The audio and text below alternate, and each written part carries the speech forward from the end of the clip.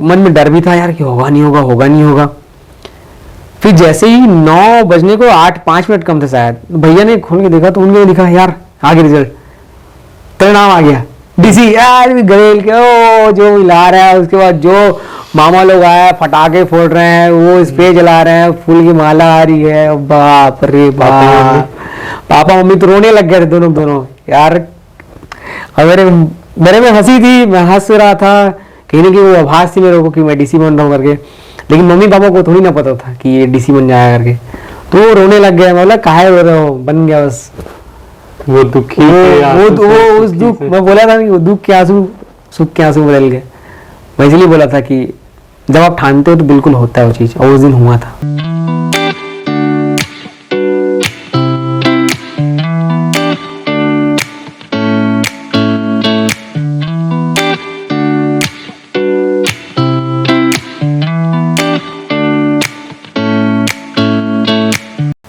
Hello everyone, स्वागत है आप लोगों का हमारे इस नए एपिसोड में, जहां पर हम आपके लिए लाते हैं CGPSC टॉपर्स। आज हमारे साथ एक ऐसे ही स्पेशल गेस्ट हैं जिन्होंने खुद CGPSC एग्ज़ाम क्रैक किया है, CGPSC 2020 with a rank of 14th। So let's welcome deputy collector Neeraj Kaushik. कैसे हैं सर आप? थैंक यू, बहुत अच्छे हैं।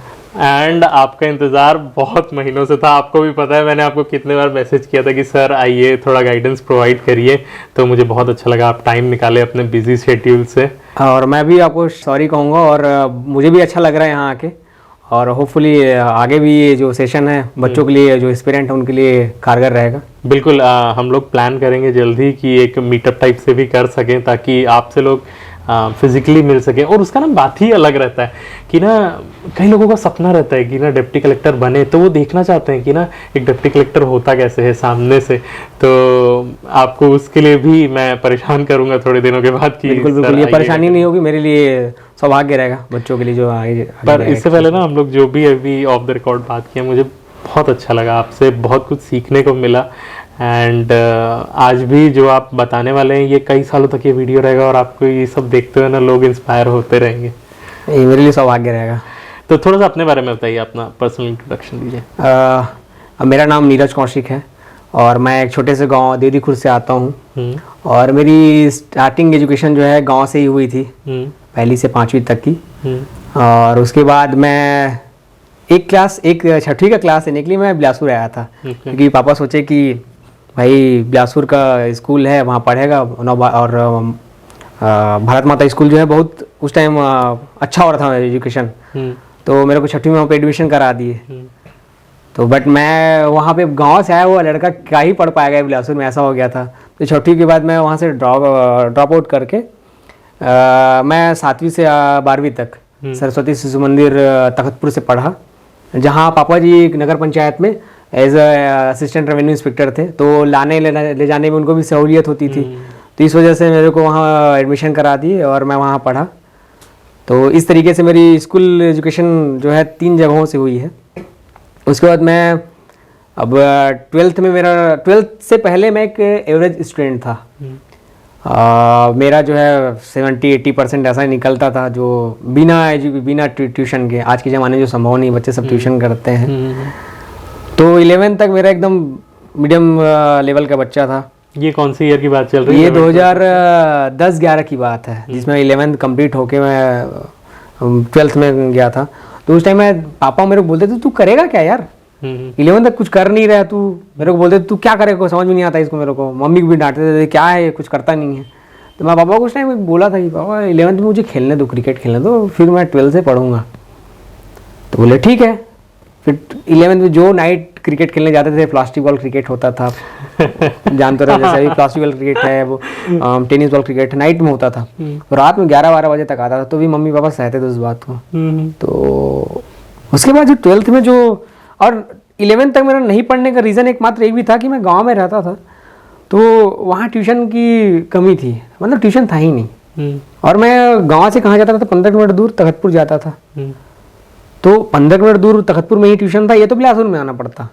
फिर ट्यूशन भी जाऊंगा तो फिर कैसे करूंगा, तो ये दिक्कत रहती थी। तो ठीक है, जैसे जैसे पापा ने भी इसी वजह से मना किया था, चलो ठीक है भाई मत पढ़, ट्यूशन तो है नहीं, क्या ही पढ़ेगा, ऐसा था। उसके बाद 12th में जो मैं ट्यूशन स्टार्ट किया, मैं ही से स्टार्ट कर चुका था, मैं ही से स्टार्ट किया। तो फिर मेरा क्या हुआ, एक सबसे टर्निंग पॉइंट क्या हुआ मैं सब बता रहा हूँ। मेरे मतलब एवरेज स्टूडेंट से थोड़ा सा एक ब्रिलियंट स्टूडेंट की और एक दिशा स्टार्ट हुई। पृष्ठभूमि कहाँ से भी मैं बताना चाहूँगा। तो एक टेस्ट हुआ, शायद लाइट का ही चैप्टर था फिजिक्स का। तो उसमें 30 मार्क्स का टेस्ट हुआ था। तो उसमें हमारे स्कूल के टॉपर से 2-3 एक लड़की थी और एक लड़का था, दोनों टॉप करते थे। तो मैं देखता था इनको कब पिछाड़ूंगा यार, इनको कब पिछाड़ूंगा, ऐसा हो गया था। तो उस दिन मैं टॉप कर गया था उस पेपर में। अच्छा। मतलब 30 में मैं 29.5 लेके आया था। तो वो मेरे लिए सबसे ज़्यादा चेंजिंग था। मतलब मैं ऐसा हो गया था कि उनसे कंपेयर करने लग गया था कि जब इस पेपर में आया तो मैं आगे भी कर सकता हूँ। तो वही चेंजिंग मोमेंट था। फिर उसके बाद मैं जो पढ़ते गया, फिर वो हर बार टेस्ट में फर्स्ट आना, सेकंड आना, थर्ड आना। तो कहीं ना कहीं वो टेस्ट में फर्स्ट आना, सेकंड आना मेरे 12th में भी टॉपर आने की दिशा में एक नया मोड़ था। अच्छा, नहीं पर एक पर्सनल क्वेश्चन कि आप इतना आपने 11th भर में क्रिकेट खेला, तो ऐसा नहीं लगा कि यार क्रिकेट में आगे बढ़ी करके कुछ तो हुआ होगा पक्का ऐसा कुछ? मन तो था, पापा ने कह दिया था यार मेरे पास उतने पैसे नहीं है, पता नहीं पैसे क्या होते, पैसे से ही क्या बनते कि मुझे नहीं पता था उस टाइम पे। पापा ने कह दिया था कि यार इसमें तेरा टैलेंट ठीक है, जो भी है जैसा भी, मैं तेरे को इसमें नहीं बढ़ा पाऊंगा। और पापा एक और बात बोलते थे कि यार मेरे पास 4 एकड़ जमीन है ना, 2 बेटे हो, ठीक है, मैं चले जाऊंगा तो 2 एकड़ तुम्हारा, उसका हो जाएगा 2 एकड़ तुम्हारा, उसके बाद तुमको जो करना है कर लो। फिर मेरे को हम लोग को यही शिक्षा दिए थे, मेरे पास 4 एकड़ है, 2 इसको 2 तुमको, अब तुम इसमें जो करना है कर लो। लेकिन हम देख चुके थे 4 एकड़ में तो कुछ होता नहीं था, तो 2 एकड़ में कहाँ कुछ हो पाएगा है ना। तो हम समझ गए थे क्रिकेट तो नहीं हो पाएगा। और फिर मैं बोला पढ़ाई एकमात्र हमारा हथियार है, अस्त्र है जिससे हम आगे बढ़ सकते हैं। और फिर उसके बाद 12th में जो % आया था मेरिट में चुका, फिर वो मेरा मतलब लाइफ चेंजिंग ईयर था, लाइफ चेंजिंग मोमेंट भी बता चुका मैं। और फिर 12th होने के बाद मेरे मन में एक जिज्ञासा आ गया था, एक लक्ष्य भी बन गया था कि मैं डॉक्टर बन सकता हूँ। तो डॉक्टर बनने की दिशा की ओर मैं मुड़ गया, दिल्ली चले गया प्रिपरेशन के लिए, नीट के प्रिपरेशन। बट ये हो गया था कि उस टाइम वही ईयर था जिसमें नीट आया था, CGPSC बंद हो गया था, नीट आ गया था, CGPMT बंद हो गया था और नीट आ गया था। तो ऑल इंडिया का एक साथ रैंक बनता था, अलग अलग स्टेट वाइज जो रैंक बनता था वो स्टेट PMT की वजह से होता था, वो बंद हो गया था। तो कहीं ना कहीं वो मन में मेरे एक डर सा था कि CBSE बोर्ड वालों से पढ़ना है, मैं CG बोर्ड से पढ़ा हूँ तो कैसे हो पाएगा, वो डर कहीं ना कहीं था।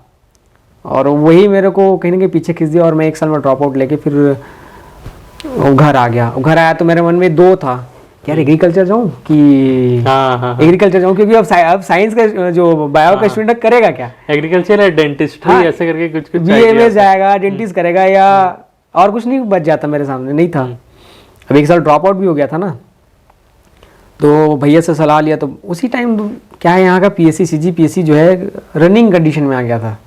2013-14 से कैविएट लगना चालू हो गया था और रनिंग कंडीशन में था। तो भैया मेरे बड़े भैया बोले, वो भी प्रिपरेशन उस टाइम कर रहे थे, थोड़ा बहुत कुछ व्यापम का। तो बोले कि तू PSC करना, तेरा अच्छा खासा तू सिटिंग कैपेबिलिटी भी है, तो तू पढ़ इसको और तेरे पास लंबा समय रहेगा, तू ग्रेजुएशन भी कर और ग्रेजुएशन के साथ ही पढ़ते रहे।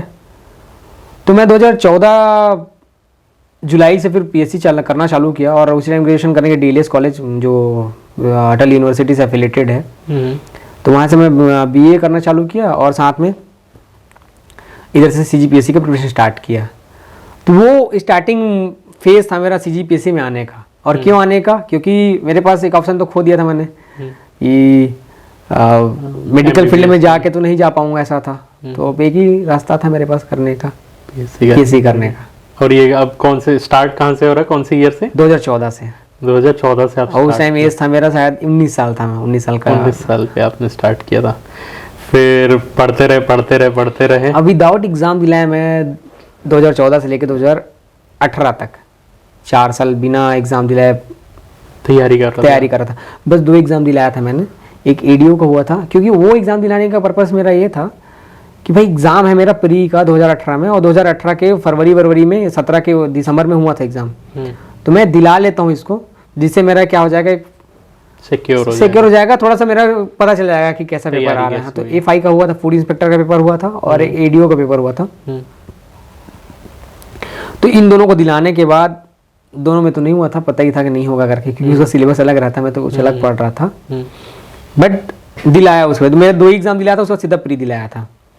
तो प्री का पेपर सबसे टफ आया था 2018 का, क्योंकि उस टाइम का, उससे पहले का हिस्ट्री थोड़ा सा इजी था, और 2018 में जो पेपर आया था सबसे टफेस्ट आया था उस टाइम। और वो टफ क्यों था? टफ इस वजह से था क्योंकि उसमें इतने सारे डाटा थे, इकोनॉमिक सर्वे के डाटा, चाहे कोई सा भी लो, डाटा ही डाटा था। तो मैं, मतलब ऐसा हो गया था कि 4 साल प्रिपरेशन करके आने के बाद मेरे से 30 क्वेश्चन नहीं बन पा रहे थे।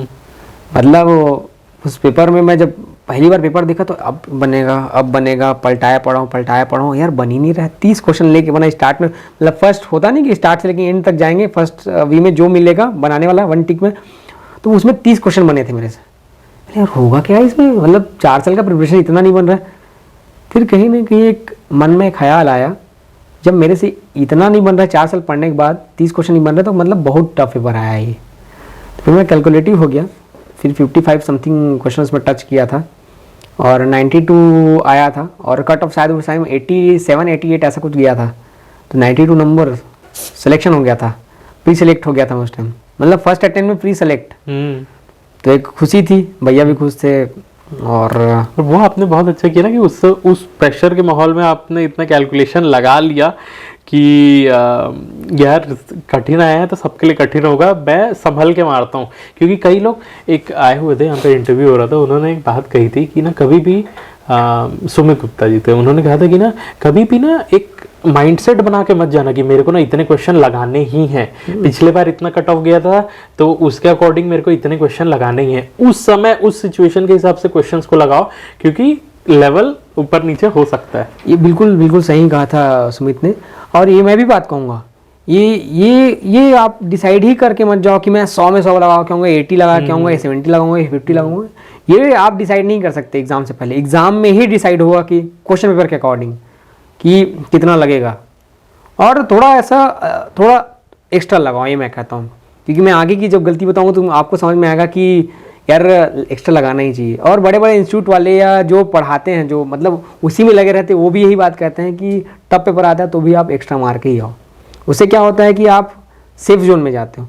आप यदि कैलकुलेटिव चलते हो तो थोड़ा सा कहीं ना कहीं आप अपने आप को एक डेंजर जोन में डाल के चलते हो। आप ये कट ऑफ के एकदम बॉर्डर में आपके आपको छोड़ के जाओगे, मैं मानता हूँ। तो मैं क्यों बोला उसके पीछे, अब आगे कहानी बताऊँ, समझ में आ जाएगा आपको क्यों आगे मारना चाहिए, जिसको बोलते हैं तुक्का बोलते हैं। ये मैं बोलूँगा कैलकुलेटिव तुक्का। मैं ऐसा नहीं बोलूँगा कि अंधा तुक्का मारे, वो नहीं, कैलकुलेटिव तुक्का मारना चाहिए। फिर 2018 का PSC प्री निकला, मेंस का टाइम आया, मेंस का प्रिपेयर्ड था मैं। बट प्रिपेयर्ड सब तो प्रिपेयर्ड था, सब सेक्शन को अच्छे से पढ़ चुका था, 7 पेपर को अच्छे से पढ़ चुका था। तो उस टाइम 7 पेपर होता था, तो मैथ्स का अलग से पेपर होता था, इकोनॉमिक्स वाला अलग होता था और साइंस का अलग होता था, जिसमें इन्वायरमेंट और साइंस टेक शामिल थे। साइंस वाला बहुत अच्छा था, पहला पेपर अच्छा था, पहला पेपर लैंग्वेज के थे, 4 लैंग्वेज थे, ऐसे था, बहुत अच्छा था प्रिपरेशन मेरा। बट मैथ्स का उतना अच्छे से प्रिपरेशन नहीं था, क्योंकि मैं मैथ्स नहीं लिया था, मैथ्स मेरा थोड़ा वीक था, थोड़ा नहीं बहुत वीक था उस टाइम। तो 200 नंबर में, मैं यकीन करोगे, मतलब मैं 110 नंबर का अटेम्प्ट करके आया हूँ, और वहीं पे 193 लाने वाले लोग भी हैं। 200 में 193 लाने वाले, मैं 110 लेके अटेम्प्ट करके आया हूँ। मतलब उसमें गलतियां भी होंगी, मतलब मैं 80 समथिंग लाया होऊंगा उसमें, और इकोनॉमिक्स भी वही 125 अटेम्प्ट करके आया था। मेरी सबसे बड़ी गलती ये थी कि मैं टोटल अटेम्प्ट नहीं करके आया था मेंस को। और मेंस में सबसे ज़्यादा ज़रूरी है कि आप अटेम्प्ट कंप्लीट करके आओ। अटेम्प्ट मतलब कैलकुलेटिव अटेम्प्ट, जितना पता है उतना लिखो और छोड़ के आओ। मतलब जितना अटेम्प्ट है उस क्वेश्चन को उतना लिखे, छोड़ दिए। ये क्वेश्चन पूरा नहीं छोड़ने, क्वेश्चन में लिखने। तो ये मेरे से गलती हुई थी उस टाइम, 2018 की गलती। अब नवंबर 2018 29 नवंबर की बात है, सिलेक्शन नहीं हुआ। अब मैं थोड़ा श्योर था कि सिलेक्शन हो जाएगा, नहीं हुआ। तो फिर बाद में तो सब जो पता चला, जो बताया मैंने। फिर भैया की शादी थी, भैया का सगाई हो चुका था, शादी बचा हुआ था। तो मैं सोचा शादी में भैया के ध्यान देना चाहिए। जनवरी के टाइम शादी था, शादी में ध्यान दिए। उसके बाद फिर जनवरी में ही पेपर था, फरवरी में पेपर था, तो दिलाया। उसके बाद 92 18 में आया था और 19 में आ रहा है मेरा 122। तो कहीं ना कहीं मैं सोच के आया था यार इतना बड़ा चेंजेस है, मतलब मेरा सिलेक्शन हो जाएगा। भाई हो ही जाता ना, 122 समथिंग आ रहा है पेपर में तो। बट अप्रैल में जब रिज़ल्ट आया तो पता चला कि सिलेक्शन नहीं हुआ है। जब मैं सर्च किया, पेपर का एनालिसिस किया कितना नंबर आया है, तो उसको मैं जारी हो गया था, पेपर का नंबर पूरा जारी हो गया था। तो पता चला कि 122.6 में सिलेक्शन हुआ है और 122.4 में मेरा सिलेक्शन नहीं हुआ है। तो 0.2 नंबर से मैं चूक गया था उस टाइम। तो एक मेंस में कटना, फिर प्री में 2019 के प्री में कट जाना, थोड़ा सा हार्ट ब्रेकिंग था। कम आया था, रोए थे आप? 2018 जब 19 में नहीं रोया था क्योंकि मैं प्रिपरेशन नहीं किया था। मैं रोया था 2018 के मेंस पेपर में। इतना प्रिपरेशन करके आने के बाद अब रोने का पीछे भी एक रीज़न था। पापा आए थे उस कमरे में पूजा करते करते, पानी छिड़कते सबके मम्मी घर में करते, मम्मी पापा करते होंगे। तो मैं उस दिन उस रात को मैं मामा यहाँ से आया था, मामा के दोस्त की डेथ हुआ था, तो हम वहीं थे। उसी दिन रिजल्ट आया था नाइट में। मैं दूसरे दिन घर पहुँचा, तो मैं घर पहुँचते ही मम्मी पास में ही उधर पापा पानी छिड़कते आया। पापा के आँख में थोड़ा सा आंसू देख डाला। मैं अपने आप को कंट्रोल ही नहीं कर पाया। और एक बच्चा रोता है जो आवाज़ निकाल के रोता है, वैसा रोया था मैं उस दिन में। और मैं संभाल ही नहीं पा रहा था, मतलब रुक ही नहीं रहे थे आंसू, मतलब आंसू निकल, लिटरली मैं रो नहीं पाता हूँ। आदमी रोता है तो रोता है, हल्का हल्का आंसू आता है, आंसू नहीं रुक रहे थे। मम्मी को लिपट कर रहा था उस दिन में। तो पापा एक बात बोले, चल ठीक है कोई नहीं बेटा, आज नहीं हुआ, अगली बार हो जाएगा। तो उस दिन मैंने ठाना कि आज मम्मी की आंख में आंसू, पापा की आंख में आंसू देख रहा हूँ, आज नहीं तो कल कभी ना कभी तो ये आंसू जो है खुशी के आंसू में बदलेंगे करके। मैं उस दिन सच में ठान लिया था। या लोगों को लगेगा कि बोलने वाली बात होती है, नहीं, लेकिन कुछ ठानने वाली चीज़ याद रहती है। और उसके बाद जो फिर हुआ, और मैं मानूंगा कि मम्मी पापा का सपोर्ट जो था वो मेरे लिए सबसे बड़ा बैकबोन था। वो सपोर्ट ही था जो मैं आज बना हूँ। तो 18-19 का हो गया। 19 के बाद भी सिलेक्शन नहीं हुआ, तो फिर मैं क्या, उस टाइम फिर क्या हुआ, भैया बोले यार ठीक है प्री पीएससी कर रहा है, कोई दिक्कत नहीं, तो पीएससी ही करेगा, मैं तेरे को कुछ मना नहीं कर रहा हूँ, तू ये कर। अभी लैब टीचर असिस्टेंट का आया हुआ है, असिस्टेंट लैब टीचर का आया हुआ है, तू पेपर को डाल दे। और मेरे को नहीं बताए थे और वो डाल दिए। मेरे को नहीं बताया था ना, मेरे को बाद में बताया कि तू तैयारी करना चालू कर, डाल के आया। तब मैं अब अप्रैल में डाल के आया, तो मैं बोला ठीक है डाल दो। और मेंस का मैं प्रिपरेशन भी कर रहा था। तो प्रिपरेशन करते करते मैं सोचा कि हुआ ही नहीं है तो प्रिपरेशन को छोड़ देता हूँ। मेरा तो प्रिपेयर हो गया, सोचा फिलॉसफी जो नया ऐड हुआ था वो प्रिपेयर हो चुका था, 7 पेपर प्रिपेयर हो चुका था जो मैं चाह रहा था। तो मैं बोला छोड़ देता हूँ इसको और मैं 2 महीने इसको प्रिपेयर कर लेता हूँ, क्योंकि साइंस का पूरा पेपर था, साइंस मेरा अच्छा था। प्रिपेयर करके गया, थोड़ा 2 घंटा 4 घंटा ही पढ़ता था उसमें, तो भी सिलेक्शन मेरा हो गया, क्योंकि 28 जुलाई को पेपर हुआ था और 16 अक्टूबर को उसका रिजल्ट आ गया 2019 में। तो मेरा सिलेक्शन हो गया था लैब टीचर में। तो ये कहीं ना कहीं आपके सिर पे एक टैग रहता है बेरोजगार का, वो हट गया था। तो घर वाले भी खुश हो गए थे कि बड़ा बेटा भी जॉब वाला हो गया है, छोटा बेटा भी जॉब वाला हो गया है। तो पापा और मम्मी और निश्चिंत हो गए थे, भाई ये तो कर जाएगा जो करना है अब। तो अब बोलने वाले भी कोई नहीं रह गए थे। तो बोला ठीक है, प्रिपरेशन चल रहा था, तो मेरा पीएससी का प्रिपरेशन चल रहा था। अब प्री का फिर से दौर आया 2020 पीएससी प्री का। अब प्री दिलाया तो सबसे फिर इजीस्ट पेपर आ गया। मेरा 120 आ रहा है और 136 कट ऑफ गया, फिर से प्री नहीं हुआ। मैं हताश उतना नहीं हुआ क्योंकि जॉब था, लेकिन ये था कि नहीं हुआ यार, क्यों नहीं हो रहा है ये तो जानना था मेरे को। तो मैं जानने की कोशिश किया, जो मेरी गलती थी मैं बताया कि क्यों मारना चाहिए तुक्का या कैलकुलेटिव तुक्का मारना चाहिए, उस पर बताना चाहूँगा। फिर मैं भैया से बोला यार मेरा नंबर क्यों नहीं बढ़ रहा है, एक क्राइटेरियन नंबर है, उससे आगे मेरा बढ़ ही नहीं रहा। मैं 120 मतलब मैं रुक गया हूँ इसमें। तो बोली तू ना, मैं तेरे को जानता हूँ, तू कैलकुलेटिव है, अपने आप को ना जितना जानता है ना उतना बताने वाला है, तू सेफ खेलने वाला है, इसलिए तेरा सिलेक्शन नहीं हो रहा है। और जो लोग गंभीर आए बाएं लास्ट हाँ मारते हैं, उनका सिलेक्शन हो रहा है, समझ रहा तुम तो मैं क्या करूं।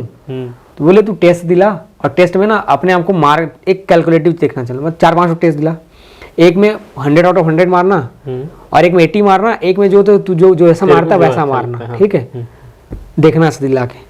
और जो मैं दिलाया ना सच में बोले थे कि मेरे को एक बात बोले थे कि तू इतना पढ़ चुका है ना कि तू जो बनाएगा मैं बता रहा हूँ 80 तो सही होगा ही होगा, उसके बाद जो मारेगा उसमें 10 तो और सही मान ले तू। और सच में वैसा होना चालू हुआ। मैं किसी को ये नहीं कह रहा हूँ कि सबको मारना चाहिए, लेकिन आप इतना पढ़ चुके रहते हो ना कि आपसे वो बनता ही है, और फिर एलिमिनेटिव करने वाला रहता है ना। आप 4 ऑप्शन है तो उसको ये देखो कि ये 2 तो है ही नहीं, फिर ये दोनों में से कोई एक है, फिर बहुत सारा ऐसा आप लगाओ, जैसे 100 क्वेश्चन है 70 लगाते हो, 70 सही हो गया, समझ में आता है, फिर 30 नहीं बना, तो 30 में आपका ये रहता है कि आपका 10 क्वेश्चन ऐसा रहेगा जिसमें आपको 2 ऑप्शन में रहेगा कंजट कि भाई ये दोनों तो नहीं है, ये 2 में से कोई एक है। फिर 5 क्वेश्चन ऐसे रहेंगे ये पता रहेगा कि यही तो नहीं है, ये 3 में से कोई एक है ना। तो 15 क्वेश्चन ऐसे जिसमें आपको ये तो पता है कि 2 मतलब आप एलिमिनेट कर सकते हो, तो वो कर लो। मैं ये नहीं कर रहा हूँ कि साफ चारों में से आपको पता ही नहीं मार दे रहा हो 1 2 3 भाई, ये नहीं मैं वो ये कि प्रोबेबिलिटी ज्यादा हो, हाँ उसमें लगाओ। और क्योंकि भाई आप नहीं लगा कोई तो कोई लगाएगा ना उसको, सही बात, आप पीछे हो जाओगे इसमें। तो मैं ये नहीं करता था, और मैं टेस्ट भी नहीं दिलाता था। लिटरली मेरी सबसे गलती ये थी कि मैं टेस्ट नहीं दिलाता था। यदि मैं टेस्ट दिलाया तो 2018 में मेरा सिलेक्शन हो जा रहा था। और ये भी है ना कि जब तक मैच्योरिटी नहीं आती है, जब तक थपेड़े नहीं पढ़ेंगे तब आप सीखेंगे कैसे। तो ये सब थपेड़े पढ़ने के बाद फिर समझ में आया, फिर दिलाते गया। तो फिर मेरा हर बहुत सारे टेस्ट दिलाया था मैंने। फुटीजा में भी दिलाया था, दिल्ली आईस में भी दिलाया था, पटेल में भी दिलाया था, बहुत सारे टेस्ट लिए थे। और एक CGG के ऑनलाइन टेस्ट सीरीज होता है जो छत्तीसगढ़ में बहुत अच्छा टेस्ट लेता है। तो इन सबको दिलाते गया। और एक और अच्छा काम किया था मैंने, मेरी गलतियाँ क्या थी उस सबको सुधारा। जैसे टेस्ट दिला रहा तो उसको मैं जो क्वेश्चन नहीं बनते थे तो उसको मैं कॉपी में नोट करता था, और जो इंपॉर्टेंट क्वेश्चन भाई ये तो नहीं, भाई ये लग रहा है कि आएगा, ये आ सकता है, तो उसको नोट कर लिया, ये मेरे से नहीं बना, या कोई तुक्का लग गया उसको नोट कर लिए।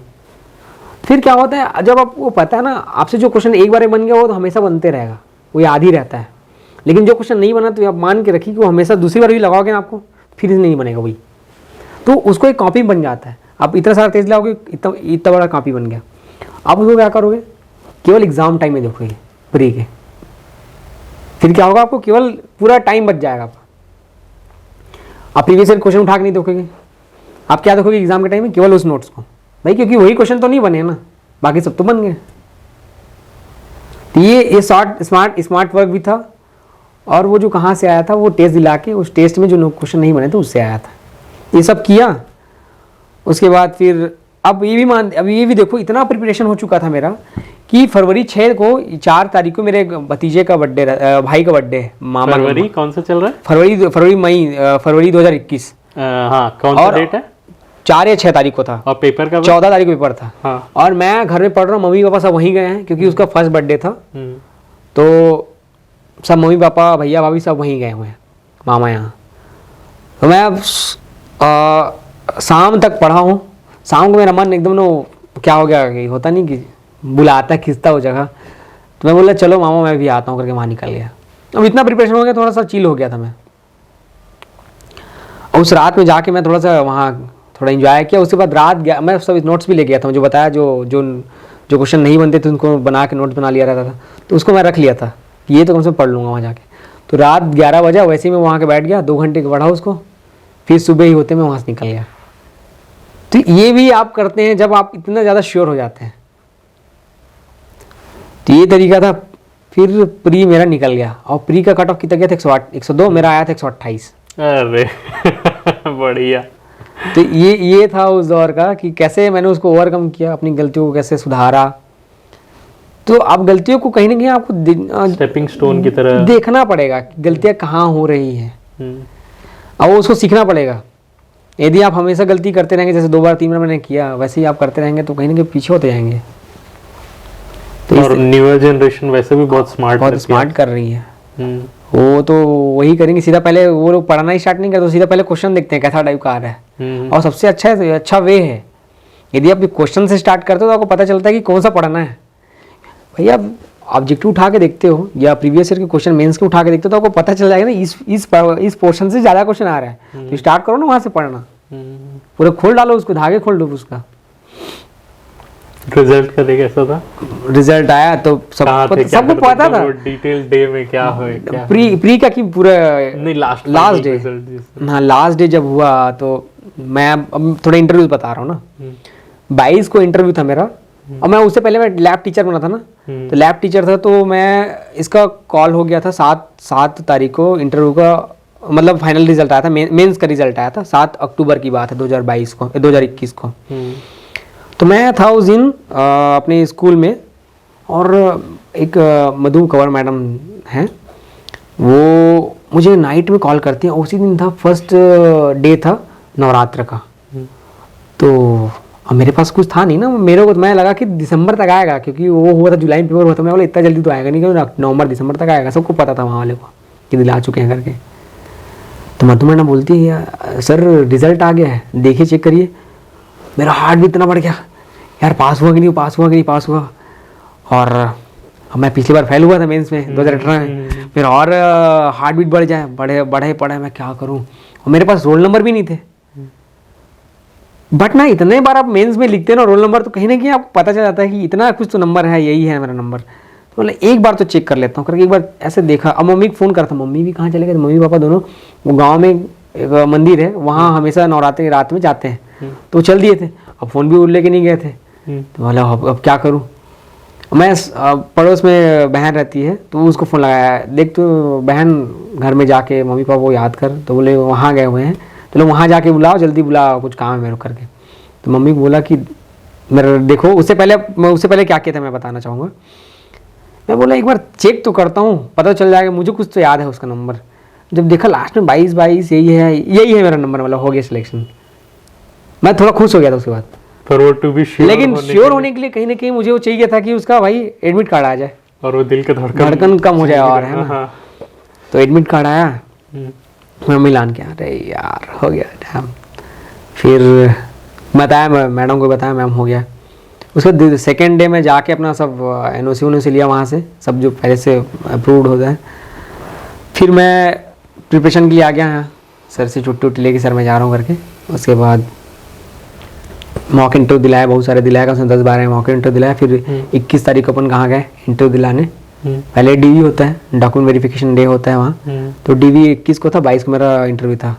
तो उससे पहले मैंने 12 इंटरव्यू दिला चुके थे।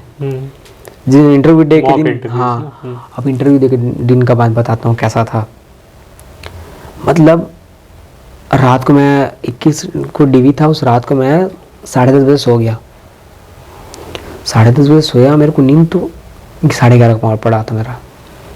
उसके बाद मैं 3 बजे जग गया था। मतलब हार्ट बीट इतना हाई, मतलब मैं करूँ तो करूँ क्या, मतलब कम ही नहीं हो रहा है, चिड़चिड़ापन लग रहा है,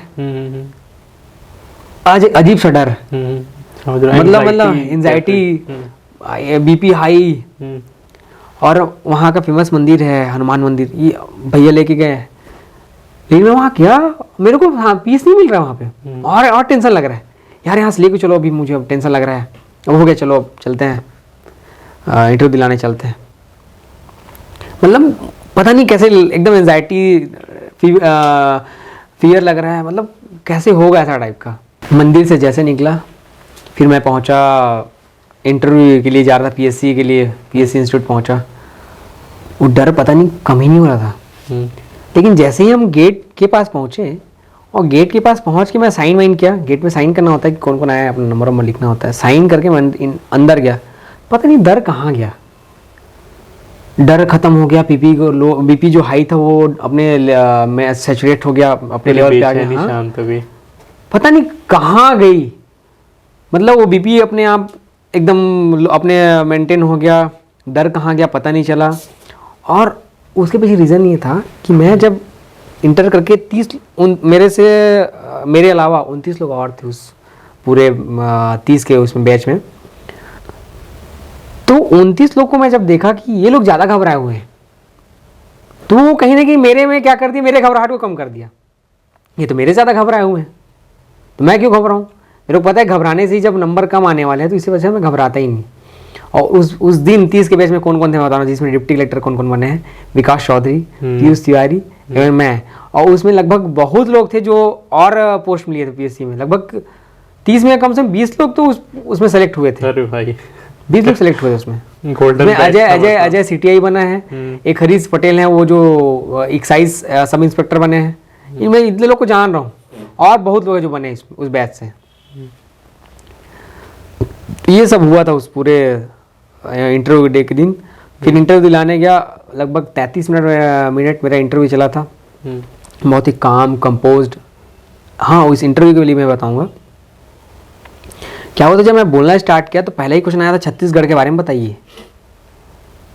कहाँ से स्टार्ट करूं,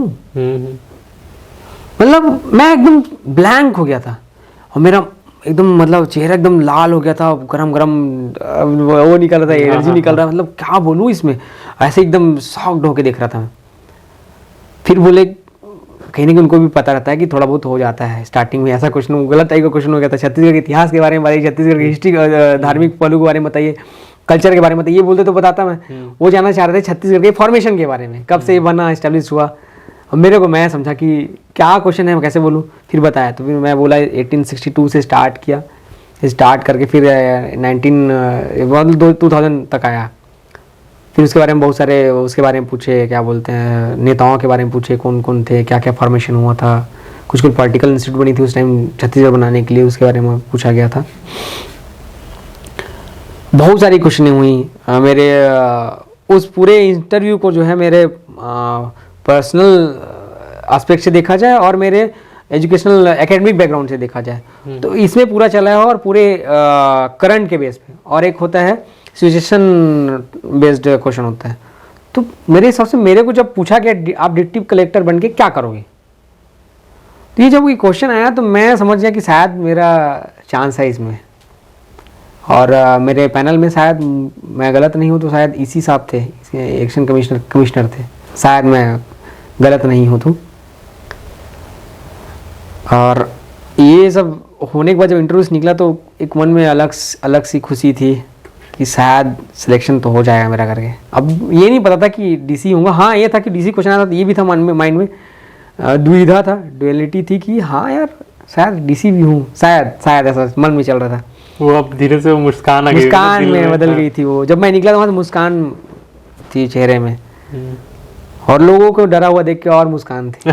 कहीं ना कहीं तो ह्यूमन नेचर है कि लोगों को डरा हुआ देख के आदमी और हंसता है, तो ये भी था।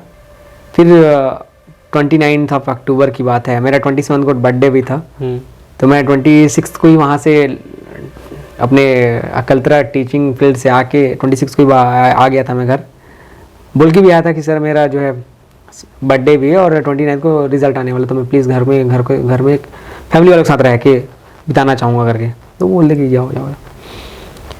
तो 29 को जब रिजल्ट का डे के बाद बताऊँगा मैं 12 बजे से बैठ गया था टीवी के सामने, और वो IBC 24 बोला यार नाम तो आ जाएगा आज, नाम तो इसी में आना है आज।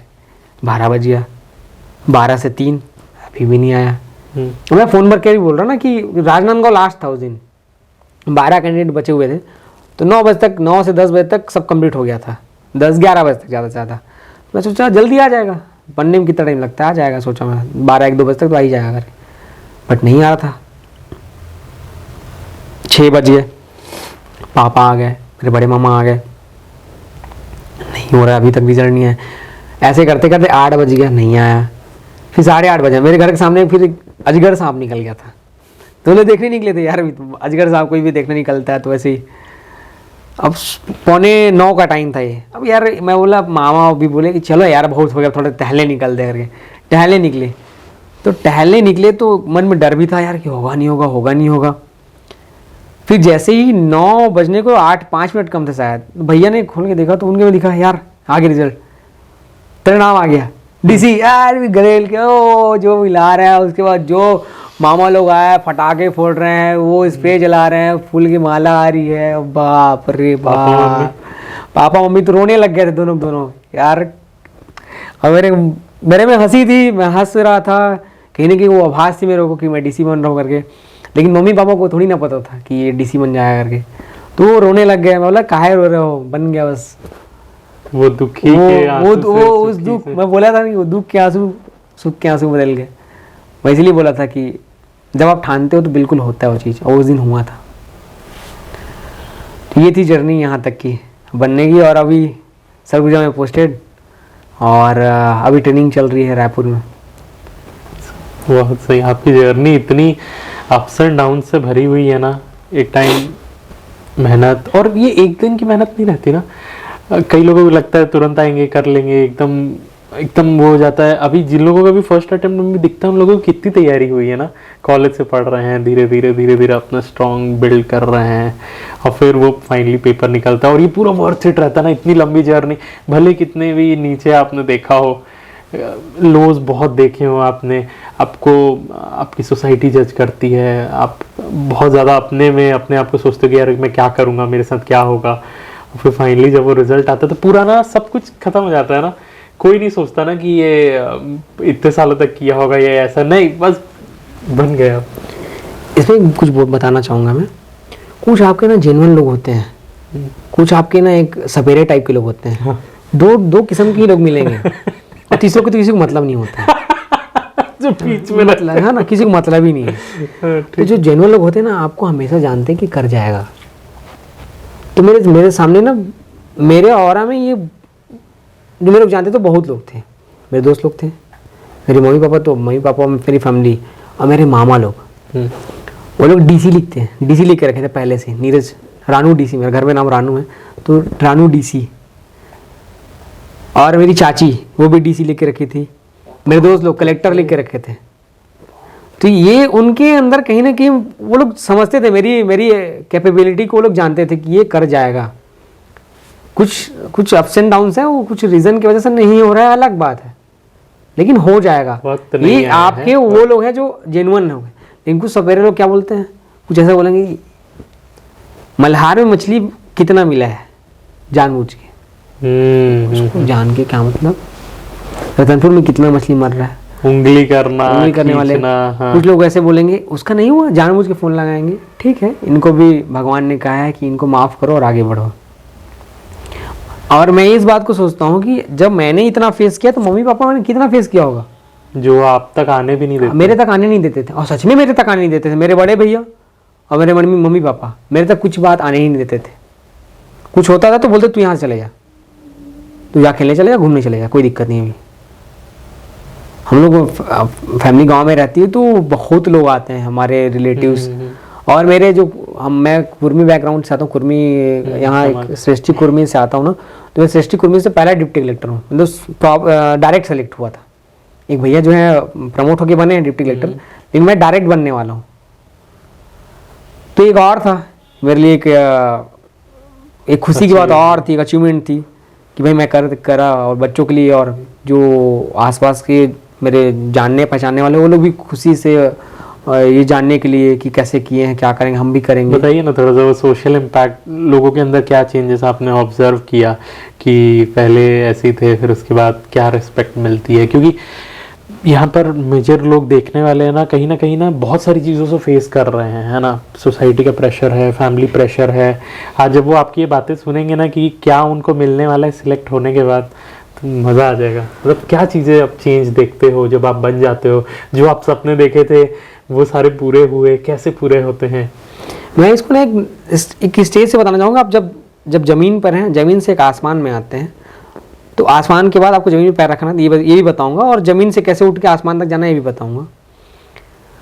और कैसे लोग बाग आपको देखते हैं और आपके पास आना चाहते हैं। तो जब आप ज़मीन में रहते हैं तो आपकी एबिलिटी कई लोग को पता चला जाती है, और कई लोग को आपको एबिलिटी के बारे में पता रहता है, लेकिन जानबूझ के आपको डेवलपाइज करें और आपको कई को पता ही नहीं रहता क्या, मतलब आप कुछ भी करो उसको मतलब नहीं है। तो कुछ लोग ऐसे हैं, जैसे मैं जहाँ जाता था, ग्रोसरी की दुकान में जाता था, तो उसको पता था कि पढ़ने वाला है, तो बोलता था कि यार तू बनेगा। पहले बार बोला ठीक लगा, दूसरी बार बोलता था कि यार क्या हुआ, तो कहीं ना कहीं वो पूछ रहा था कि जानने की क्या से पूछा है, बट मुझे बुरा लगता था कि अब नहीं हुआ है। लेकिन ये बात भी था कि मुझे वो याद दिलाता था कि तू दूसरे को करना है। तो वो डर था, वो डर, और साथ में क्या था कि मेरे एम की ओर मेरे को वो क्या करता था, तेरे को करना है, ये भी दिखाता था। तो मैं ये कहूँगा कि आप ना किसी न किसी को बता के रखो, आसपास के लोगों को बता के रखो, लेकिन वो लोग बता के रखेंगे जिनके में गट्स है, जिनको सच में लगता है कि कर जाएंगे, वही लोग बता के रखें। और हर कोई बता के रखेगा, यदि नहीं हुआ तो फिर उसको फिर लोग बोलने वाले बहुत हैं। जब नहीं हुआ था तो पूरे समाज वाले बोलते थे यार नहीं हुआ है, क्या कर रहा है, पढ़ रहा है, घूमने गया, क्या करता है, घूमते रहता होगा, घूमने गया होगा, ये मम्मी पापा को पैसा बर्बाद कर रहा होगा। हाँ। ये सबके हैं, मेरे लिए नहीं बोल रहा हूँ, ये जेन्युइन थॉट है, सबके लिए वही होता है। मेरे साथ भी हो चुका है, इसलिए मैं कह रहा हूँ। मैं दिल्ली में पढ़ाई कर रहा था, हाँ। तो यही स्टेटमेंट आता था कि तो घूम रहा है, आप कहीं बाहर निकले, फोटो एक खिंचा लिए बस और डाल दिए कहीं, बस मौका मिलना चाहिए। हाँ। मैंने आज एक स्टोरी डाला था कि गधा के साथ मियाँ बीवी जा रहे हैं पैदल, इंस्टा में डाला है, तो गधे के साथ पैदल जाते तो क्या बोलते हैं लोग कि यार गधे को पैदल ले जा रहे हैं, चढ़ जाना चाहिए, बेवकूफ है ना, बेवकूफ है। फिर चढ़ा आदि बैठता है तो क्या बोलता है, अरे देख तो अपना बैठ गया है और बीवी को पैदल चला रहे हैं। अब जब दोनों चले जा रहे हैं, दोनों बैठ जाते हैं तो क्या बोलता है, ये एनिमल लवर आते हैं, वो क्या बोलते हैं, गधे को बैठ के जा रहे हैं, कितना कितने कुछ भी करोगे। तो ये है कि जब आप फाइनल जब पहुंचते हो ना, तभी आप सबको लोग बाग आपको अच्छा रिकॉग्नाइज करेंगे, नहीं तो आपको हमेशा कुछ ना कुछ किसी भी व्यू से आपको टारगेट करेंगे कि कैसे इसको बोला जाए। और कई बार ना आप हो भी जाते हो ना, तो आपसे जलने वाले लोग ना उस चीज को भी क्वेश्चन करेंगे। हाँ, कुछ लोग हैं ना, कुछ लोग ऐसे मैं आपको एक इंसिडेंट बता रहा हूँ, बहुत जबरदस्त है आप लोगों के लिए भी। मैं एक इंटरव्यू ले रहा था, IAS थे 39th रैंक उनका, सृजन वर्मा, उन्होंने क्रैक किया सिविल सर्विसेज 39th रैंक के साथ। अब वो गए अपने घर, वापस यूपी गए, तो उनके पड़ोसी मिल गए, बोलते हैं अच्छा बन गया, हाँ बन गया करके, कौन सा कैडर मिला, साउथ का मिला। लो क्या मतलब हुआ फिर इतने पढ़ने का, हाँ जब आप यूपी कैडर आ ही नहीं पाए, क्या मतलब हुआ था इतना पढ़ने का। वो बोला अरे भाई आप कुछ लोगों को ना कर ही नहीं सकते हो, तो उनको इस चीज का मतलब उंगली करना था कि भाई इसका इधर नहीं हुआ करके, यूपी कैडर ये नहीं देखा 39th रैंक आया। तो वो वही बोले, स्पेशली मेरे को बोले थे इंटरव्यू में पूछना बोलते हैं ये बात को करके, फिर वो एक्सप्लेन किया और उस चीज़ को समझाया। कुछ लोगों को आप कभी खुश नहीं कर सकते, चाहे वो फर्स्ट रैंक भी ले आया होता ना, तो भी उसको बोलते यार इतना मार्क्स नहीं ला पाया, क्या ही मतलब है। आई थिंक ये सब सुनते रहते होंगे आपके साथ। हाँ, फॉरगिव देम, मतलब कुछ लोग ऐसे ही बोल देंगे यार क्या करके आया है, कैसे करके आया, पैसा करके आया। मैं ये चीज गौर किया, पता है, अरे हमको पता है कि पैसा देके होता है यहाँ पर, है ना, बस बस बस हाँ, बस। और उनको पता है ना जो हमारे आसपास है, भाई हमारे पास यही रहते थे, यही करते क्या, नहीं भाई और चले जाते कहीं और करने के लिए। इतना साल 4 साल क्यों रुकता मैं, हाँ सही बात है, पहली पैसा 4 साल क्यों रुकता भाई मैं, प्री में क्यों फेल होता, मेंस में क्यों फेल होता, 2 बार प्री में फेल हुआ, मेंस में क्यों फेल हुआ, पहले ही कर लेता मैं तो। इतने तुर्रम खा रहते, इतने बड़े हम पैसे वाले रहते, तो भाई मैं बताना चाहूंगा पैसे वैसे दुनिया को भूल जाओ यार, तुम्हारी मेहनत है, तुम्हारी मेहनत ही तुमको बनाती है। मतलब हर आदमी, मतलब कोई बोलता है ना किस्मत, बहुत सही किस्मत रहता है, ठीक है, लेकिन अब 99% वर्क तो करो, तब तो 1% तुम्हारी किस्मत साथ देगी। 3 साल तक मुझे कभी नहीं लगता था कि मेरा सिलेक्शन होगा। मेरे को 2021 में एग्जाम हुआ था, उसी में क्यों लगा कि मेरा सिलेक्शन DC में हो रहा है करके, क्यों लगा, क्योंकि मेरा वर्क जो है फुल ऑफ हो गया था। बोलते नहीं कि पानी सर से ऊपर हो गई थी, वो मेरा वर्क का जो वो था लेवल था, वो मेरे सर से ऊपर हो गया था, मतलब एग्जाम के सिलेक्शन से ऊपर हो गया था वो, कि अब होने ही वाला है, ट्राई कर लिया। हाँ। तो वो कहीं ना कहीं वो तुम्हारा आपको जो है वो रियलाइज होने लग जाएगा, आपको कहीं ना कहीं पता भी चलने लग जाएगा, आपके सेंस में वो आने लग जाएगा कि नहीं हो रहा हूँ, पॉजिटिव वाइब्स आने लग जाएंगे। तो वो साल पूरा था, मेरे को साल पूरा लग रहा था कि इस बार हो रहा है, और सच में वही एहसास करते करते हो गया। मेरे को इससे पहले 3 साल मेरे को नहीं लगता था क्या होगा क्या नहीं, कुछ भी नहीं पता। तो साल आप कॉन्फिडेंट हो गए अपने मेहनत के बेस पे। बिल्कुल, तो वो कॉन्फिडेंट कहाँ से आता है, मेहनत से, मेहनत से ही क्या आता है, फिर लक जो है काम करना चालू करता है। तो अभी जैसे सोसाइटी गैदरिंग्स में जाते हैं, शादी वादी में, तो कैसा माहौल रहता है? तो उनका रिकॉग्नाइज करने का तरीका अलग ही हो गया है, पहले कोई पूछता ही नहीं था। ठीक है, तैयारी करने वाले कुछ बच्चे आ जाते थे, ठीक कैसे करना है, बट कई लोग जो सिलेक्शन नहीं हुआ तो बोलते थे ये नहीं हुआ है सिलेक्शन, क्या करेगा पता नहीं। अब तो ऐसा हो गया है कि अब चार्मिंग स्टार बोलते नहीं, वो टाइप का हो गया है। अब लोग बाकी आंखों में बस गए हैं, ऐसा हो गया है। और अब यही है कि उनके मैं भी बोलूँगा कि यही नहीं रुकना है, अपने आप को उस आंखों में जो बैठाए हैं उसको बनाए रखना है, और बनाए रखने के लिए व्यवहार ही आपका ही है, व्यवहार ही बना सकते हैं आप। व्यवहार से ही आप इस जो मुकाम मिला है उसको बना सकते हैं बस। बहुत सही, मतलब आपकी जर्नी, मज़ा आ गया आपसे बात करते हुए, बहुत सारी चीज़ें मुझे खुद सीखने को मिली। पर अब हम अपने नेक्स्ट फेज़ में मूव करेंगे, क्योंकि यहाँ पर कई लोग हैं जिन लोगों को गाइडेंस चाहिए एग्ज़ाम के लिए। कि आपका इतना सारा एक्सपीरियंस है ना, आपने कई चीज़ें सही की हैं, कई चीज़ें गलत की हैं, तो ये बताइए कि किस तरीके से तैयारी करना चाहिए। ठीक है, सो विल मूव ऑन। हम लोग थोड़ा सा बताइए कि प्रीलिम्स की तैयारी कैसे करनी है। प्रीलिम्स का पहले तो तैयारी, सबसे पहले कैसा पैटर्न देखते हैं, पैटर्न कैसा होता है, पैटर्न इसका ऑब्जेक्टिव है। तो हमें ऐसा करना चाहिए कि कोई सा भी सब्जेक्ट उठाते हैं तो सब्जेक्ट उठाने से पहले उसके ना क्वेश्चन देख लेने चाहिए। कि जैसे घटनाचक्र उठा लिए, जैसे हिस्ट्री का लेता हूँ मैं, तो हिस्ट्री का हम लोग क्या लिए, घटनाचक्र उठा लिए। अब लोग देखें कि सबसे ज़्यादा क्वेश्चन किस में से आ रहा है। जैसे एंशिएंट हिस्ट्री की बात करें तो एंशिएंट हिस्ट्री में सबसे ज़्यादा कहाँ से आता है, जैन बौद्ध से आता है। तो अब पता चल रहा है कि मुझे जैन बौद्ध से ज़्यादा क्वेश्चन आ रहे हैं, मतलब मेरा फोकस कौन सा होना चाहिए, जैन बौद्ध। वैसे ही आप 60 डेज का ऐसे ही ले सकते हो। देखे कि सबसे ज़्यादा किस में से आया है, उसको उठाया देखे, ठीक है। और अभी तो जितने भी डेज बचे हुए हैं, जितना ज़्यादा टेस्ट दिलाओ। मतलब मैं अभी 60 या 3 महीने जितने बचे हैं, 2 महीने जितने बचे हैं, उसके लिए बता रहा हूँ। जितना ज़्यादा टेस्ट दिलाओगे उतना ज़्यादा आपकी क्लैरिटी आएगी।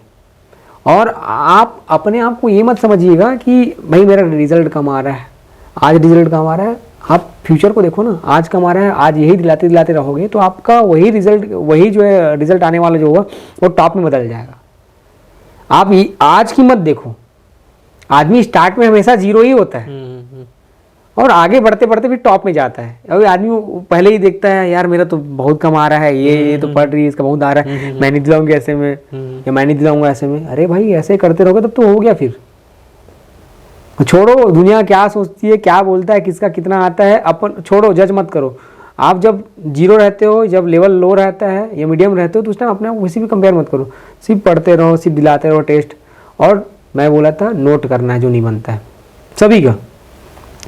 यदि कोई बंदा जो है ना 100 नहीं जानता है, 100 का 100 क्वेश्चन नहीं जानता है, तो वो ना 100 का नोट कर ले। अच्छा, कर लेना, क्या दिक्कत, यही टाइम कर ले, इतना ही काम करते रहे, 100 को नोट करे, उतना ही दिला के चले जाए। मैं तो यही बोलूंगा।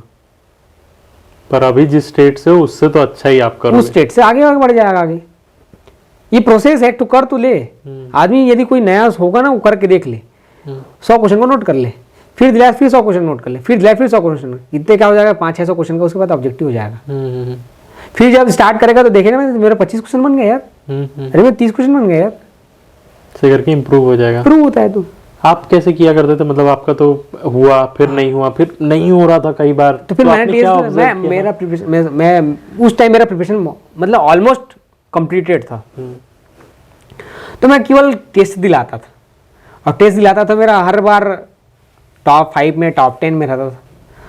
तो ऐसा नहीं है, जब मैं स्टार्ट का देखता हूँ तो मेरा तो रैंक रहता था 50, 51, 52। मतलब कब 2014-15 में भी दिलाया था 1-2 बार, जब टेस्ट दिलाया था तो 51, 50, 70, 75 ऐसा रहता था। तो हमेशा वो थोड़ी रहेगा वही। यदि मैं वही काम पहले कर लेता, वही काम करते आते रहता, तो मेरा तो हमेशा रैंक जो है टॉप 10 में रहता मैं। लेकिन उस काम को नहीं किया, इसलिए मैं बोलूँगा कि वो काम ये लोग करे, जिससे उनका रैंक हमेशा अच्छा रहेगा, या प्री हमेशा निकलते रहेगा। एटलीस्ट हमारा मोटिव क्या है कि प्री निकल जाए। प्री ऐसे ही निकलता है। और कोई आदमी बोलता है कि हर बार मेरा प्री नहीं कर रहा, मतलब उसका कमान अच्छा है, वो टेस्ट बहुत ज़्यादा दिलाया है। क्योंकि फियर उसी में जाएगा जब वो काम करते रहेंगे।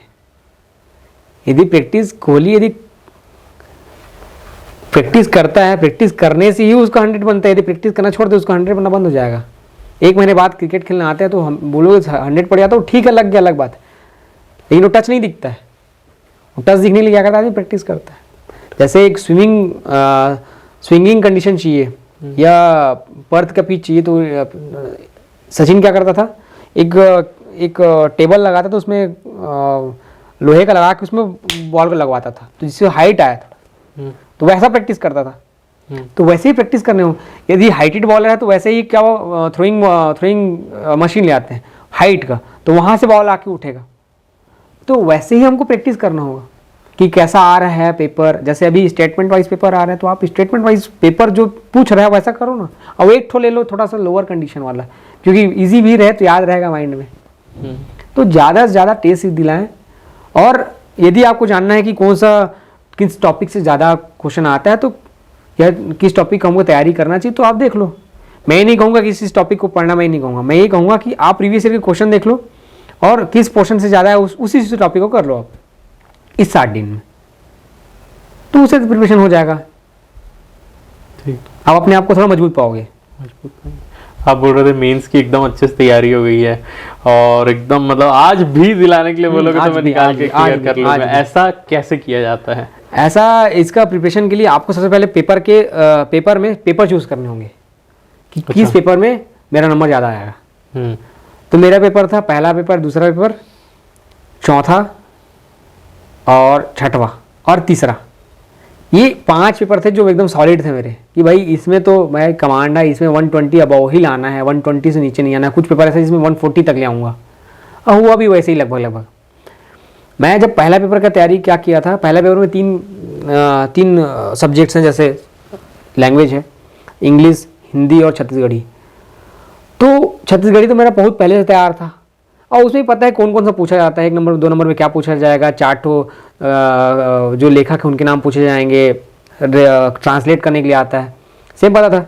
वैसे ही मुझे पता था कि इंग्लिश में क्या पूछा जाएगा, भाई सिनोनिम मेंटेनेंस पूछा जाता है, फ्रेजेस पूछे जाते हैं, है ना, और उसको ट्रांसलेट करने के लिए आता है, ये सब पूछे जाएंगे, टेंस पूछे जाएंगे, वाइस पूछे जाएंगे, पैसेज पूछे जाएंगे। तो पता है तुमको यही पूछा है, उसको प्रिपरेशन करो, इतना ही तो पूछा जाता है। और यही ग्रामर है, ग्रामर तो तैयार करना, हिंदी में वही है। तो इतना सब प्रिपेयर करने के बाद मैं इस बारी इतना कॉन्फिडेंट था कि मेरा 165 सोचा था इस बारी। मेरा इंग्लिश में 48 नंबर का अटेम्प्ट करके आया था, बहुत शानदार बना था वो, पता नहीं, लेकिन उसमें 125 नंबर आया इस बारी। मैं उसमें इसलिए मैं रीचेक उसके लिए दिया हूँ, क्या बोलते हैं, RTI लगाया और निकल जाएगा कॉपी, देखने से पता चला है क्या गलती किया था मैं। इसमें थोड़ा सा मेरा काम आया था। सेकेंड पेपर था लैंग्वेज एसे का।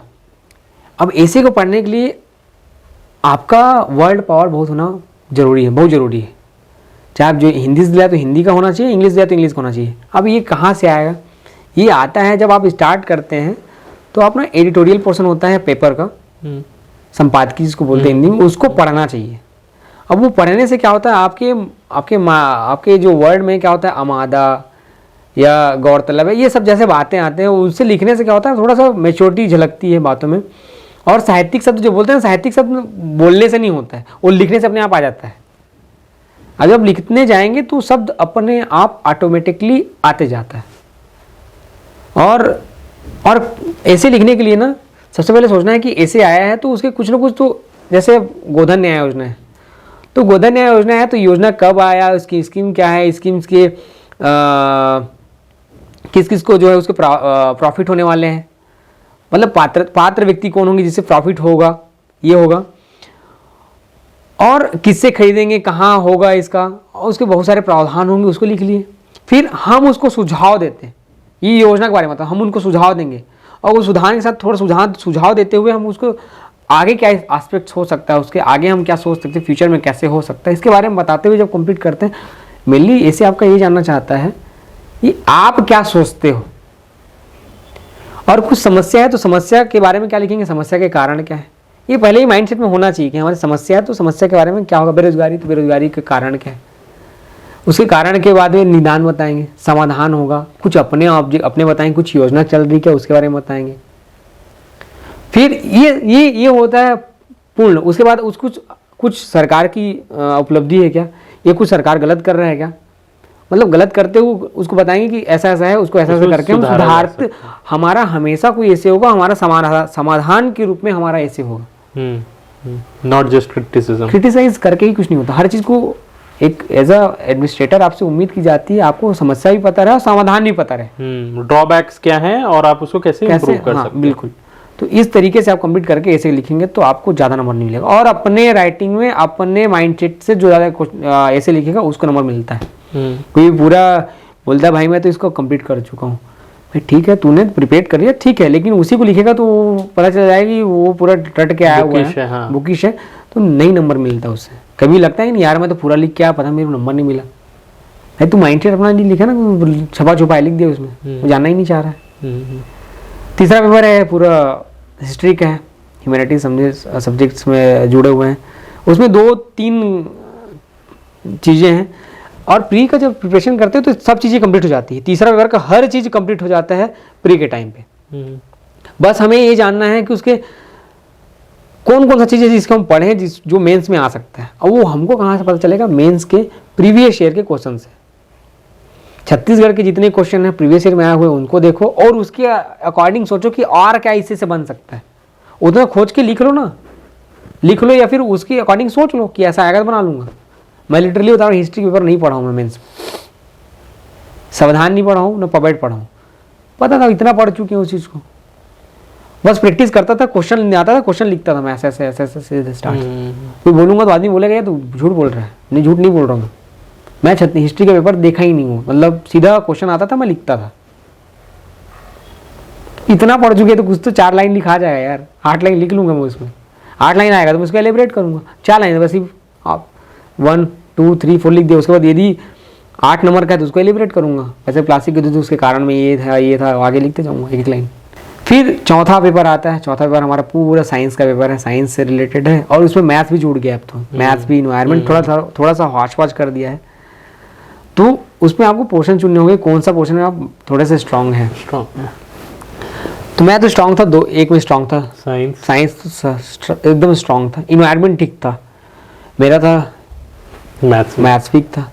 तो मैं उसके लिए क्या किया, मेरे भैया के साले साहब हैं, वो NIT पास आउट है, तो मैं 1 हफ्ता उनके घर में रहा।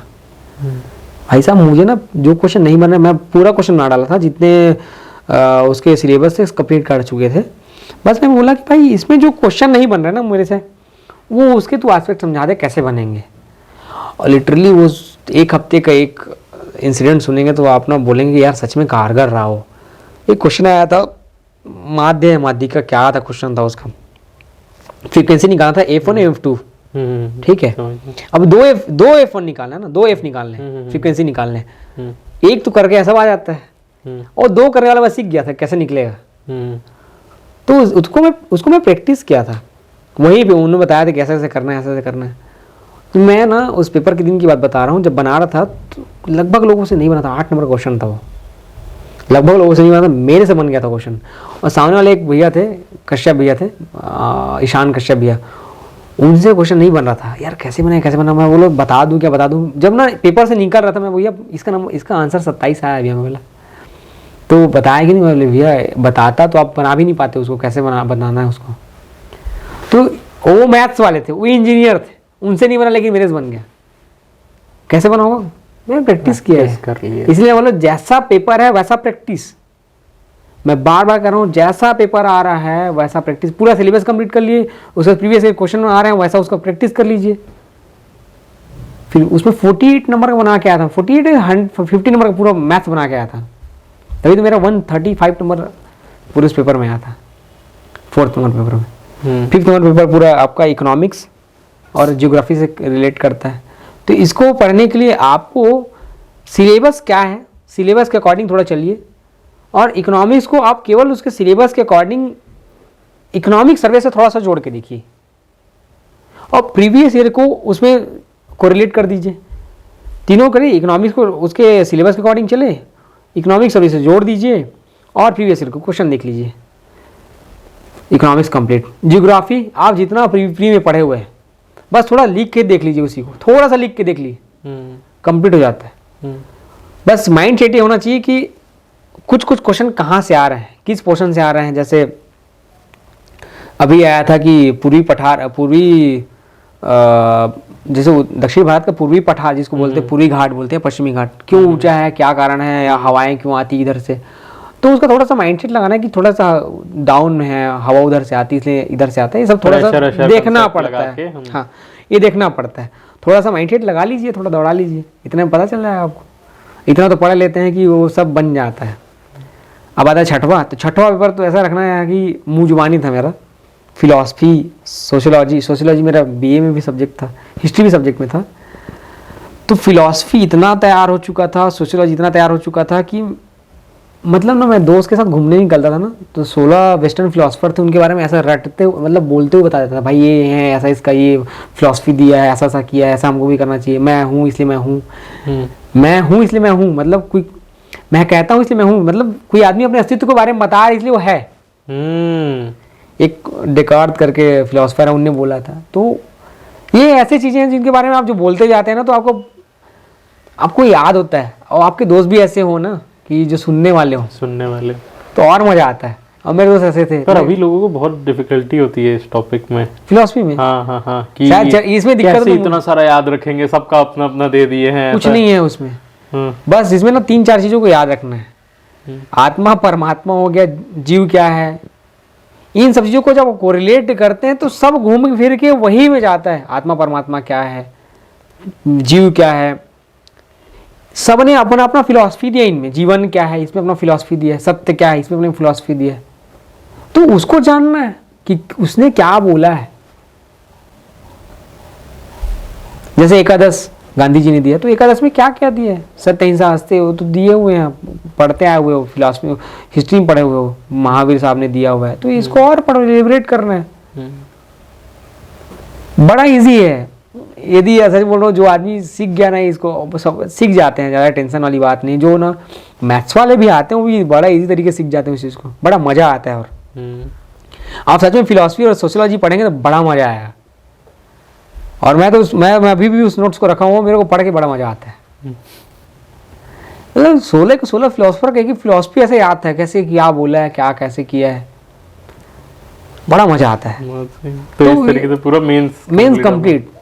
अब मेरा सबसे मैं बताना चाहूँगा, उसको भी मेंशन करूँगा कि 7वें पेपर में सबसे गंदा तैयार था, लेकिन मुझे डर था उस पेपर से। जब मैं पेपर दिला के निकला तो पापा से मुलाकात की, नगर पंचायत सकरी में वो पोस्टेड हैं, सॉरी जोन कमान अब सक्रिय हो गया, जोन 1 हो गया, तो नगर निगम में शामिल हो गया है।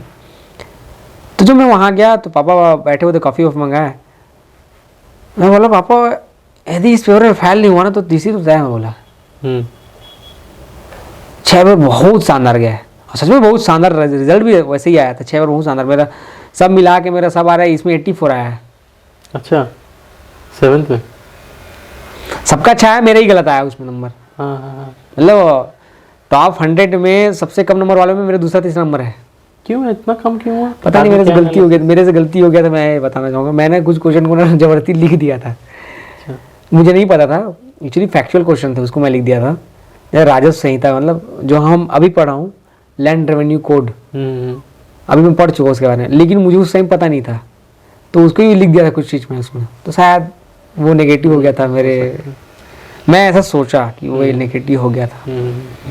तो ऐसा भी नहीं करना चाहिए कुछ मामले में, खासकर 7th पेपर में ऐसा नहीं करेंगे। मैं ऐसा कह रहा हूँ, ऐसा भी जस्टिफाई शायद पेपर आने के बाद ही होगा, मतलब RTI निकलने के बाद ही होगा। तो ऐसा नहीं करना चाहिए। बाकी 6 पेपर में बोल क्या था, सच में 6 में शानदार रिजल्ट था।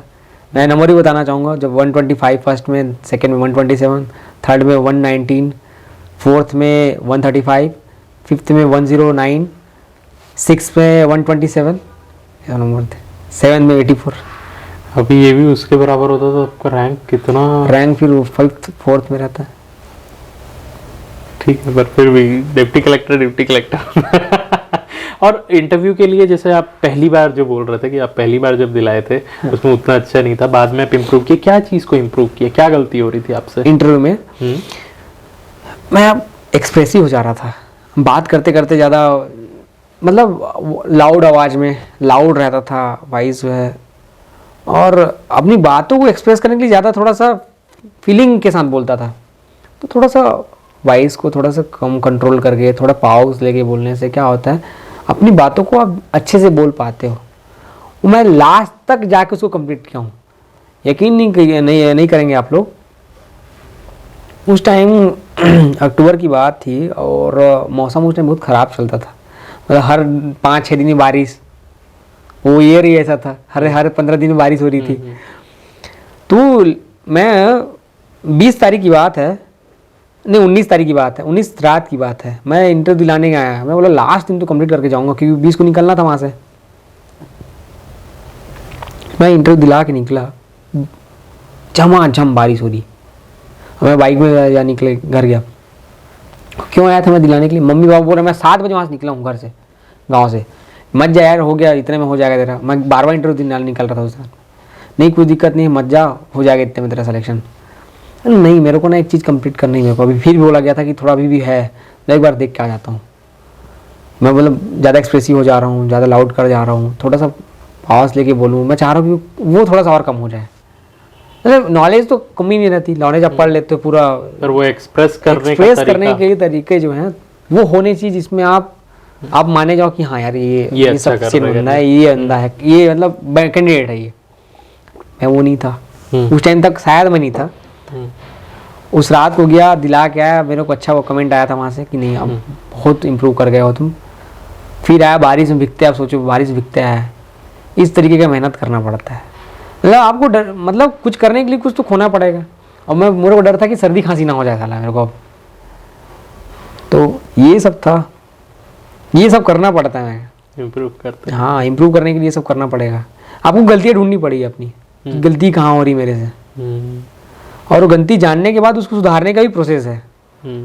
वो सुधारने के लिए आपकी कुछ कॉस्ट भी चुकाने पड़ सकते हैं। या तो वो कॉस्ट अभी चुका लो या फिर अगले साल की तैयारी करो। वही है, मैं बोलता हूँ एक मैं एस्पिरेंट से गुजारिश करना चाहूँगा, आप गलती करो और बिल्कुल गलती करो, लेकिन एग्ज़ाम के पहले तक। और जितनी गलती करोगे ना उतना ज़्यादा निखार आएगा, केवल एग्ज़ाम के पहले तक। आपकी गलतियाँ एग्ज़ाम में काउंट होती, सीधा काउंट क्या होती है, आप ये तो फेल होते हो या तो पास होते हो। लेकिन आप एग्ज़ाम से पहले क्या होते हो, आपके निखार होने का समय रहता है, सुधार कर सकते हो। एग्ज़ाम में गलती नहीं। इतनी सारी चीज, इतना सारा कंसेप्ट, इतना सारा पढ़ने का, रिवाइज कैसे करते थे, रिटेन कैसे करते थे अपने दिमाग? बुद्धू बनाता था दिमाग को मैं। अच्छा, बुद्धू ऐसे बनाता कि एक सब्जेक्ट लिया, लेके अच्छे से पढ़ लिया, उसको पूरा कंप्लीट कर लिया। वहाँ 10 दिन 15 दिन 20 दिन में हो गया कंप्लीट, या 2 पहले ले लिए, जो भी जैसा भी समझ लो। उसके बाद क्या करता था, शॉर्ट पीरियड में उसको 10 मिनट के उसमें डाल देता था, उसको 10 से 15 मिनट के लिए किस में रिवाइज में डाल देता था। तो वैसा होता था जैसे अब 15 दिन पढ़ने के बाद कंप्लीट हो गया, उसको 15 मिनट के रिवाइज में डाल दिया, फिर दूसरा सब्जेक्ट ले लिया, पढ़ रहा हूँ उसको पूरा, इसको मैं 15-20 मिनट के लिए इसमें डाल दिया, रिवाइज में डाल दिया। तो ये होता ये था कि इसको बुद्धू बनाने के लिए, बुद्धू बनता है ऐसे है कि भाई मैं पढ़ लिया हूँ, तो माइंड में ये चल रहा था कि भाई मैं तू उसको पढ़ चुका है और दूसरा चल रहा है। फिर वैसे ही वो कंप्लीट हुआ, दोनों को रिवाइज में डाल दिया, तीसरा पढ़ रहा है। फिर ऐसा माइंड ये रहता है कि भाई पढ़ लिया हूँ। माइंड को ये रहता है कि भाई तूने कर लिया है, अब तेरे को याद रहेगा। आप यकीन मानेंगे, जब आप नहीं कर रहे थे ना, ये सब नहीं करते हैं, तो ऐसा लगता है कि मैं तो यही नहीं यार, मतलब मैं डर सा लगने लगता है, बीपी हाई हो जाता है। लेकिन अब जब ये जब करते हैं ना, तो ऐसा लगता है कि यार मैं तो पढ़ लिया हूँ, दिक्कत नहीं, हो जाएगा। तो ये कहीं ना कहीं इसको ना बुद्धू बनाना होता है उस टाइम। वैसे ही हर सब्जेक्ट को किया था मैं, मेंस के टाइम में सबको वैसे ही डालता था। फिलॉसफी हो गया, फिलॉसफी डाला, सोशियोलॉजी डाला, इकोनॉमिक्स को डाला, फिर साइंस को डाला, फिर कुछ हिस्ट्री, कुछ छत्तीसगढ़ के कुछ टॉपिक्स थे उसको डाल दिया, इकोनॉमिक सर्वे को डाल दिया। ये सब करके मैं उसमें आ गया था। फिर लैंग्वेज कुछ मैं इंग्लिश का था, छत्तीसगढ़ी कुछ था, हिंदी का था, कुछ था टॉपिक, उसको जो नहीं बनता उसको सबको डाल दिया था मैं, ऐसे ही करने के लिए। तो इससे क्या होता है कि आपका माइंड जो है ये समझता है कि आप पढ़ लिए हो, और जब माइंड जब कह रहा है कि आप पढ़ लिए हो, तो पढ़ लिए हो आप। तो आपको कंट्रोल करना है अपने अकॉर्डिंग, अपने माइंड के अकॉर्डिंग। यदि ये माइंड नहीं कंट्रोल हो पाया तो फिर आप दिक्कत करेगा, यही माइंड दिक्कत करेगा फिर। टेस्ट में गलतियां करते थे तो क्या करना चाहिए, मतलब दुख वाले पल से फिर वो कैसे आप इम्प्रूव करते थे उसको? टेस्ट में गलती होती थी, तो टेस्ट में गलती होने के बाद मैं क्या देखता था कि इसमें गलती हुई, ठीक है, नोट कर लिया, फिर आता था इसमें गलती क्यों हुई, तो थोड़ा सा उसको निकाल लिया, उस पोर्शन को, उस सिलेबस के टॉपिक को निकाल के देखे भाई क्या गलती कर गया, हाँ तो यहाँ पे ये था यार, अरे, तो मुझे फिर भी जानने को मिला, अरे यार ये था।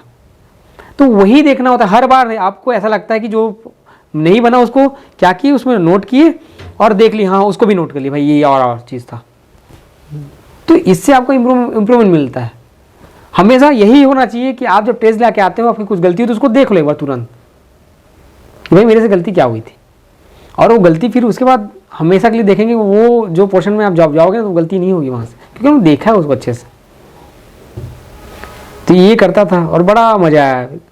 मैं फाइनल टाइम पे मैं एम लक्ष्मीकांत नहीं पढ़ा था, एम लक्ष्मीकांत पढ़ा हूँ, महेश बर्णवाल पढ़ा हूँ, और 2021 में पढ़ा सबको, मैं कभी नहीं पढ़ा था इन चीज़ों को। पर वही अपनी गलतियों को ठीक करने के लिए इस बार तो कोई कसर रह ही नहीं जाना चाहिए, सब करते हैं। ये सब हुआ था। और इसमें जब एक क्वेश्चन आया था, शायद विधानसभा कितना है, ऐसा सब आया था क्वेश्चन, वो इसमें दिया था एम लक्ष्मीकांत में।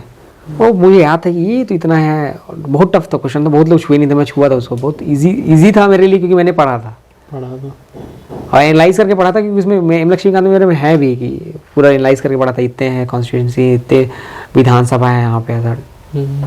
और एक ट्रिब्यूनल्स के बारे में आया था, वो ट्रिब्यूनल्स के बारे में बात कर रहा था मैं। ट्रिब्यूनल्स आया था, छत्तीसगढ़ महानदी ट्रिब्यूनल्स बना हुआ है, कावेरी ट्रिब्यूनल्स बना है, तो सब पूछा था। तो कितने स्टेट्स में ये दिक्कतें हो रही है, तो ये सब पूछा था, तो वो बन गया था बहुत ईजी तरीके से। तो मुझे ये बताइए, आपसे बात करके तो ऐसा लग रहा है आप एकदम आइडियल पर्सन है, बहुत पढ़ाई की है, सब कुछ किए। अपने डिस्ट्रैक्शंस के बारे में बताइए, क्योंकि यहाँ पे ऑडियंस को देख के लगता है ना, अरे यार ये तो शुरू से अच्छे थे, हर चीज़ अच्छा था इनके साथ, तो इनका फेवर किया, हर चीज़ हुआ। आपको आपके लाइफ में क्या क्या चीज़ें प्रॉब्लम क्रिएट करी, क्या डिस्ट्रैक्शंस आए, या फिर आप ऐसे लोगों को जान रहे होंगे जिनके लाइफ में अलग टाइप के डिस्ट्रैक्शंस थी, वो उससे कैसे बाहर निकले? क्या क्या लगता है आपको प्रिपरेशन टाइम पे जो रहता है? इस एज में सबसे बड़ा दिक्कत ये है, शायद मुझे नहीं बोलना चाहिए लेकिन मैं बोलूँगा, थोड़ा सा रिलेशन का रहता है। तो यदि आप रिलेशन बनाते हो तो ठीक है, लेकिन एक उसके क्राइटेरिया होनी चाहिए कि भाई इतना रहेगा, इससे ज़्यादा नहीं।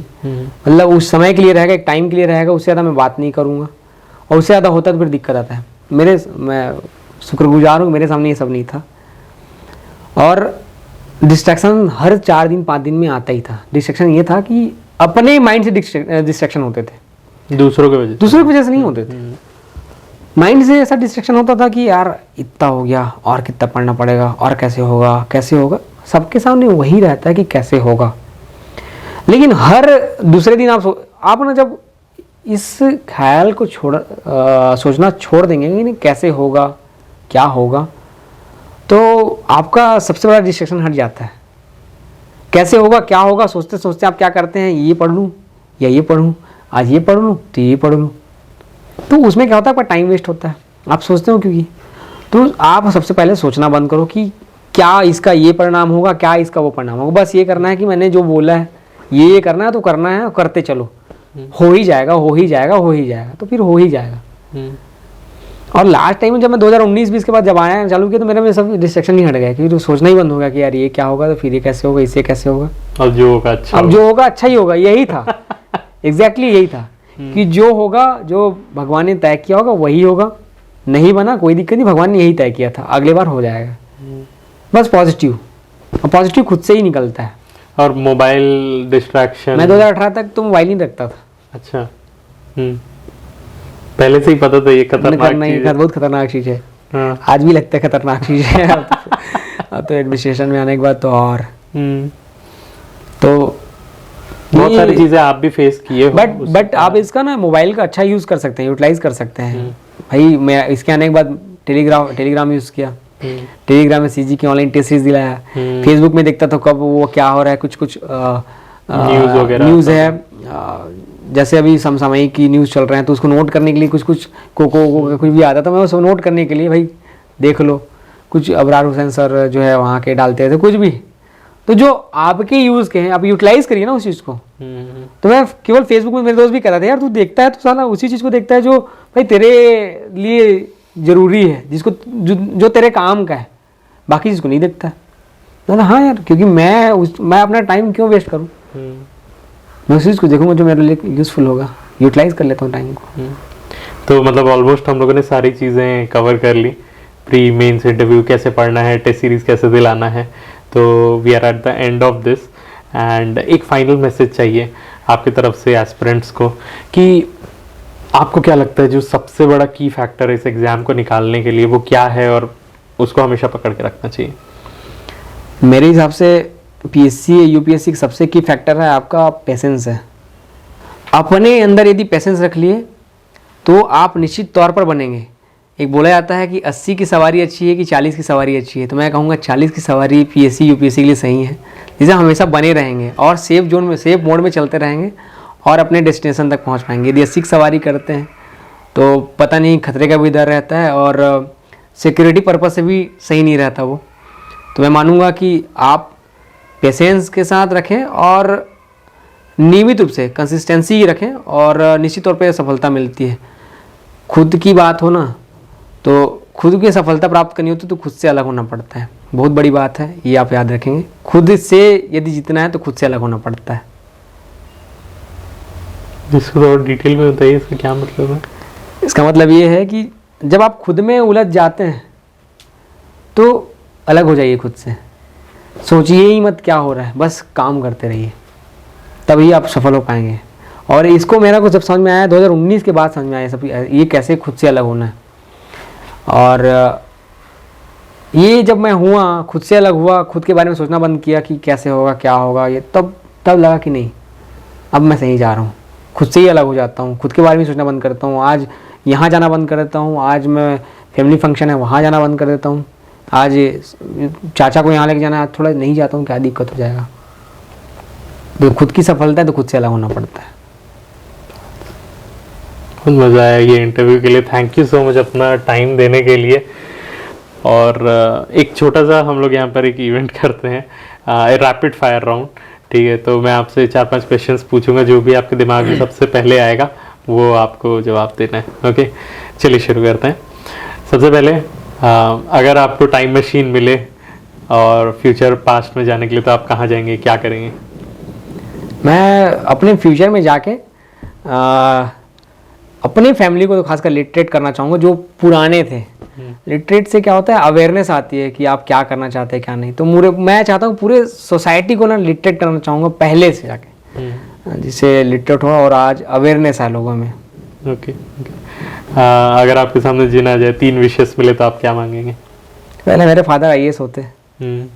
सेकंड ये है कि मैं और जो है पोलाइट हो पाऊँ, और दूसरा जो है मैं अपने गुस्से को कंट्रोल कर पाऊँ।